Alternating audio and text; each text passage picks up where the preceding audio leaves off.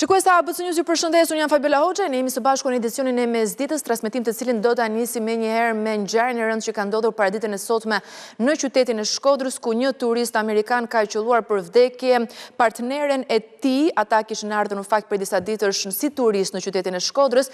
Megjithatë, për të mësuar të tjera detaje rreth këtij zhvillimi, kolegu Simon Shkreli do të jetë në këtë moment në një raportim të drejtë për drejtë.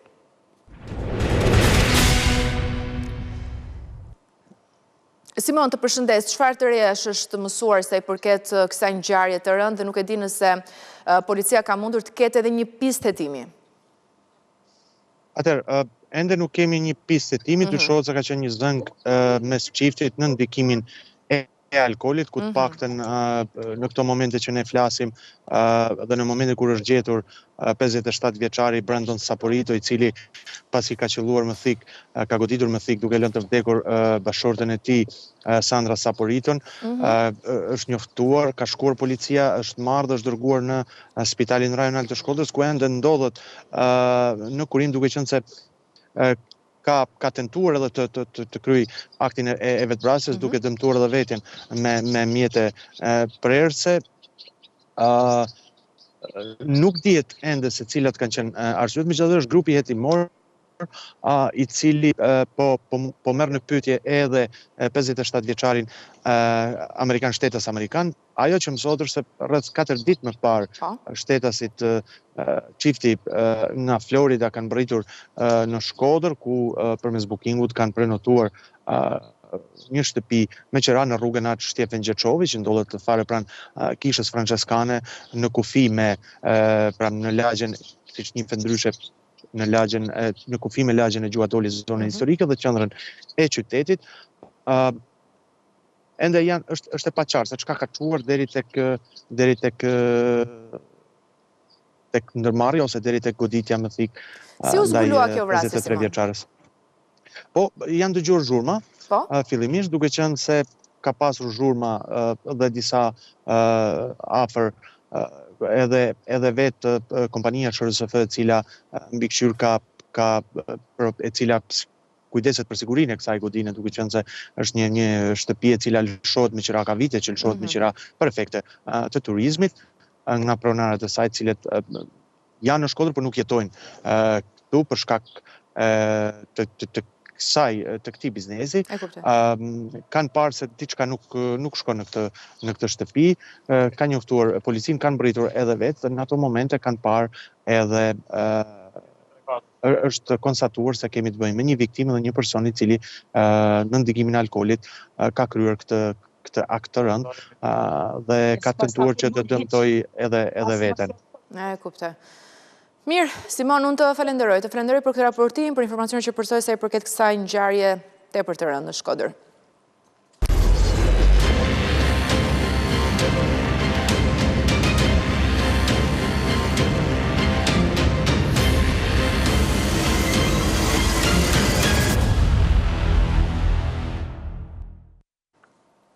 Aktivisti shqiptaro-amerikan Geri Kokalari thot se $6 milion e kontratës së lobimit Partisë Demokratike në Shtetet e Bashkuara të Amerikës nuk mund të jenë shumë që përballohet nga emigrantë shqiptarë, siç pretendon Berisha.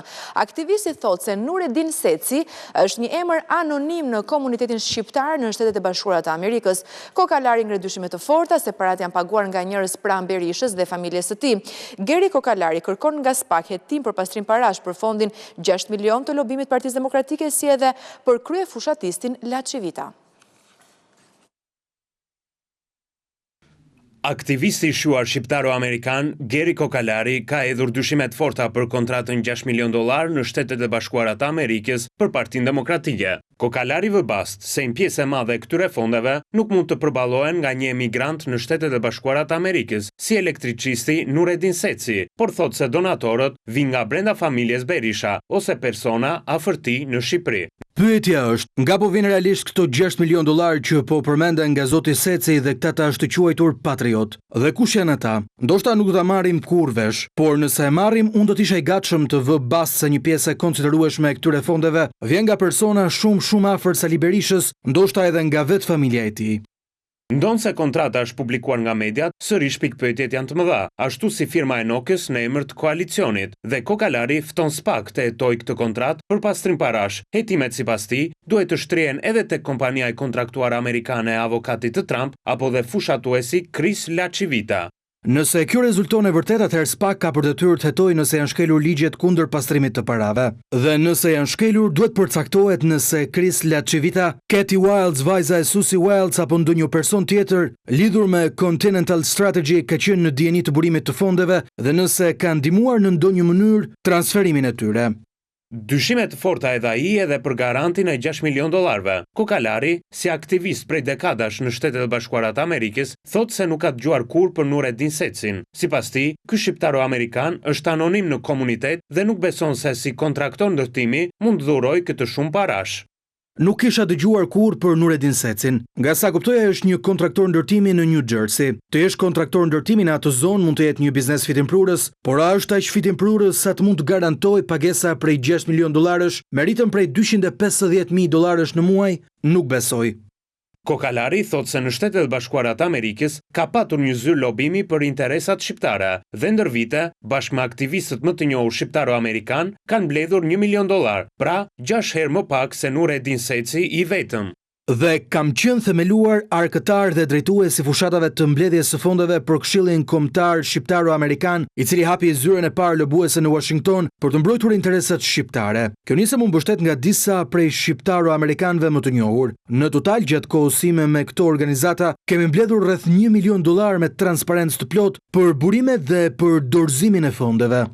Në kontratën e lobimit, garant del vetëm një emigrant, Nureddin Seci, ndërsa edhe fondacioni Make Albania Great Again, i krijuar së fundmi, ka për antar vetëm antar të familjes Seci. Berisha vetë refuzon të tregojë se cilët janë donatorët e tjerë shqiptaro-amerikan, të cilët po e ndihmojnë në misionin e tij për të hequr non gratën në Washington.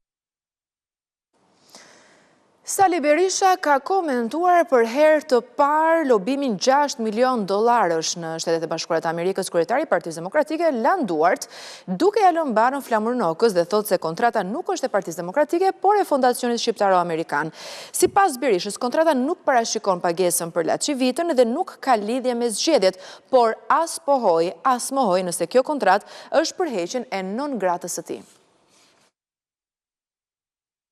Një konferencë e lajmëruar si e jashtëzakonshme në një ditë kur pritshmëritë e demokratëve ishin të mëdha, sidomos për një sinjal nga ndërkombëtarët, ndoshta nga Amerika. Përshëndetje, mirë se vini të gjithë. Por gjërat këto kohë nuk ecin dhe aq vaj për doktorin, ngjecje, pritje dhe i ngotuj, por duket sikur dikush po pengonte të dilte lajmi i madh.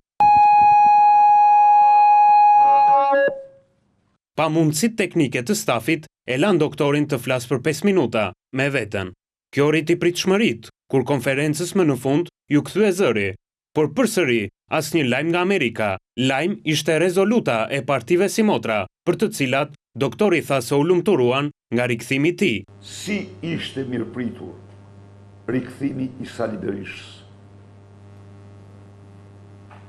Çfarë falënderimesh mora unë nga miqtë dhe partnerët për vendimin që mora dhe punën që bëra për rikthimin. Unë 2 ditë Valencia kisha rikthimin tim më të fuqishëm politik, një nga rikthimet më të fuqishme politike në historinë. Sa i përket kontratës, sipas rregullit, topi është i imi, penalltina e gjuaj vet. Sali Berisha theu urdhrin e vet dhe foli për herë të parë për kontratën $6 milion të lobimit, duke lartë Duart nga vetja dhe duke ja lënë barën flamur Nokës, por jo vetëm atij. Sepse nuk ishte Partia Demokratike, ishte fondacioni. Çfarë ka firmosur? Pranon shërbimin ka firmosur, zoti Noka. Pranon shërbimin, po jo pal kontraktuese, sepse kauzat e opozitës së vërtet janë të njëjta. Ndonë se Flamur Noka ka firmosur në emër të koalicionit Shqipëria Madhështore, një subjekt zgjedhor vetëm për këto zgjedhje. Doktori thotë se kjo kontratë nuk ka lidhje me zgjedhjet.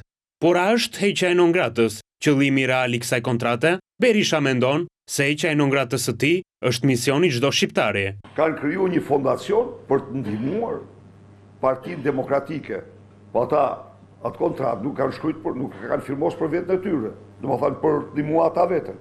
Për të ndihmuar ata aq sa çdo shqiptar është fjala.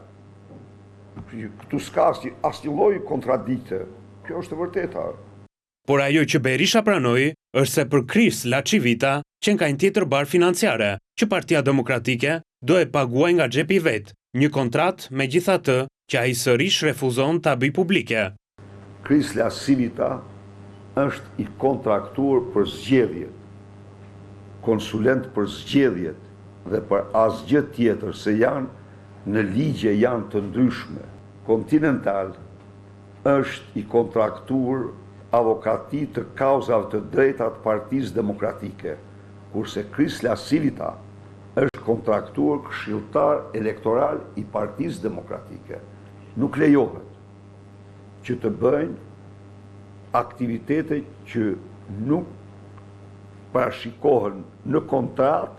Pra Laçivita e ka të ndaluar të loboj për Berishën, por sërish Berisha, kur ngulmon tek transparenca e kontratës së lobimit, i djeg drejtësia. Se Edi Rama ka dhënë në kontroll të plot drejtësinë, a i peti shkërreguan ata apo jo? A i pe? Sigurisht. Do ketë transparencë dhe gjëra. Këshilltari elektoral amerikanist Ali Berishës është shkapur në faull nga gazeta britanike The Guardian në aktivitete lobuese të pa deklaruara në Australi. Në kamerë të fshetë, Kris Laçivita i ka pohuar 2 gazetarëve britanik se po këshillonte një parti politike në Australi, një gjë që është mohuar nga vetë Partia Liberale Australiane.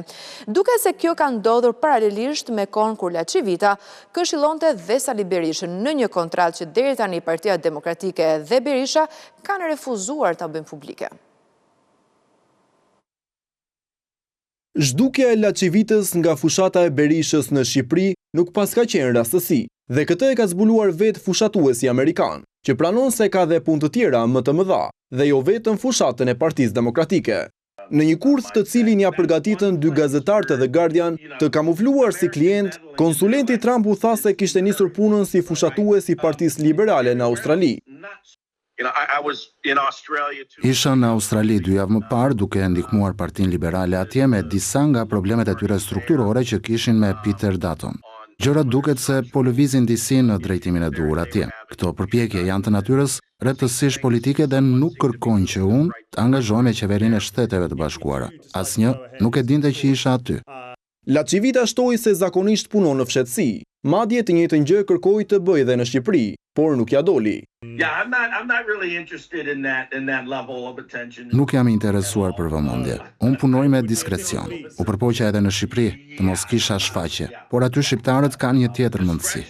Vizita në Australi dhe puna si konsulent aty është konfirmuar nga vetë Laçivita, me gojën e tij në 2 intervista, më 16 dhe 24 prill.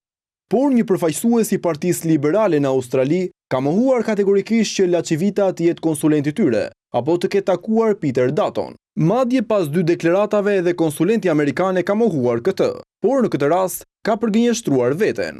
Ai i tha The Guardian se në Australi kishte shkuar për t'u ofruar konsulencë disa bizneseve. Në 4 muaj Laçivita ka qëndruar vetëm 4 ditë në Shqipëri dhe ka mbajtur vetëm 4 fjalime të shkurtra, ndërsa her pas here shfaqet edhe në platformën Zoom. Mënyrën si vepron Laçivita ka ngritur jo pak pikpyetje edhe në Shqipëri. Diskrecioni i tij shfaqet edhe te kompleksi i Berishës për të publikuar kontratën dhe pagesën, ndërsa të dy mohojnë të jetë i përfshirë në lobimin në SBA me vlerë $6 milion.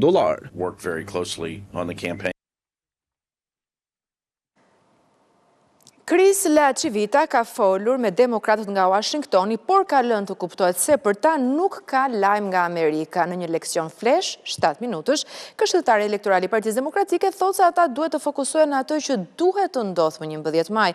Shpresat e Laçivitës janë të pavendosurit, pa të cilët thotë ai Partia Demokratike nuk mund të vi kurrë në pushtet.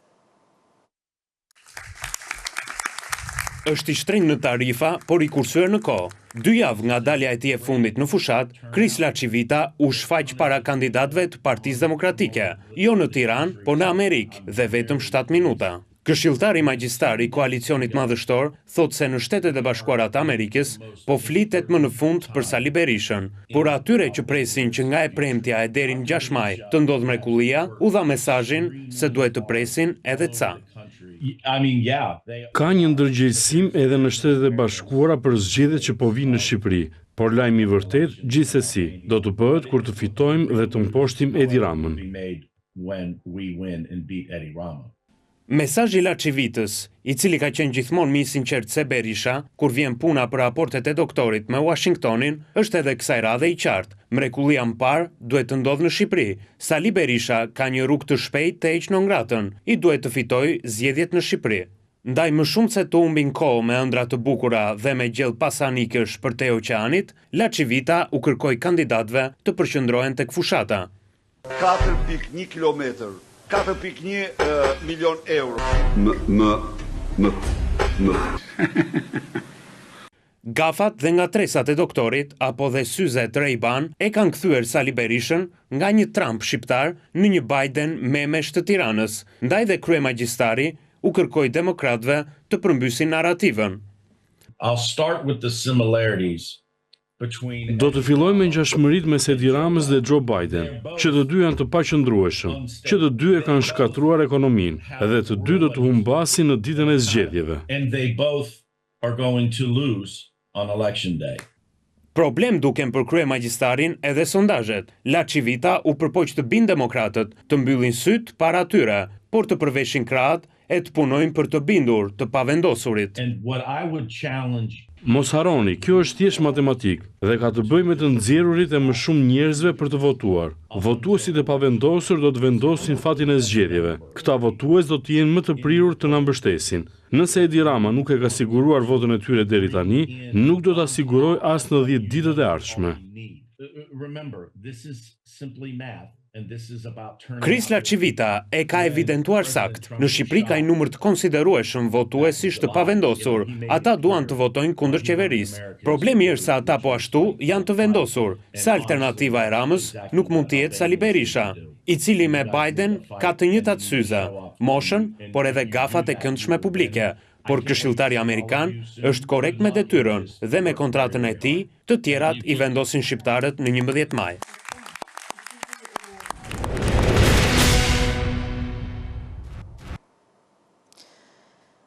Dalemi me një herë, tek një lajm i fundit bëhet fjalë për një operacion të realizuar në qytetin e Shkodrës, ka qenë një operacion i koduar Baruti dhe është zhvilluar në fshatin Renc, kur zbuluar një bazë ku mbaheshin për llogari të grupeve kriminale, 11 pistoleta, kapsol detonator me fitil zjarrpërcjellës, rreth 2000 fishek të kalibrave të ndryshëm, 2 antiplumba dhe 1 silenciator, janë pikërisht këto armë të cilat janë duke u transmituar në këto momente. Është kapur dhe është vënë në pranga pronari i banesës kthyer në bazë të grupeve kriminale. Ai është një person me precedent të mëparshëm penal, njofton policia. Në vijim të operacioneve kundër armëmbajtjes pa leje dhe si rezultat i punës së inteligjencës policore, Komisariati i Policisë së Shkodrës finalizoi operacionin policor Baruti. Në kuadër të këtij operacioni u zbulua një bazë kriminale në fshatin Renc, u arrestua 61 vjeçari me precedent për armëmbajtje pa leje. Gjithashtu në ambientet e banesës u gjetën 11 pistoleta, kapsol detonator me fitil zjarrpërcjellës, 2000 fishek të kalibrave të ndryshëm, 2 antiplumba dhe 1 silenciator, ndërkaq që armët do të nënshtrohen ekspertizës në Institutin e Policisë Shkencore për të provuar përdorimin e tyre në ngjarje kriminale. Gjithashtu në drejtimin e prokurorisë së Shkodrës po hetohet për të identifikuar dhe nxjerrë përpara përgjegjësisë penale të gjithë shtetasit e implikuar në këtë rast. Kemi ardhur në fund të edicionit mesditës, unë ju kujtoj të klikoni në webin tonë abc.news.al, ku do të keni mundësi të gjeni të tjera informacione të zbardhura atje në radio, gjithashtu mund të na ndiqni në frekuencat 105 FM. Pas pak vjen kolegu Nertan Prifti në Sport Center. Faleminderit që na ndiqni.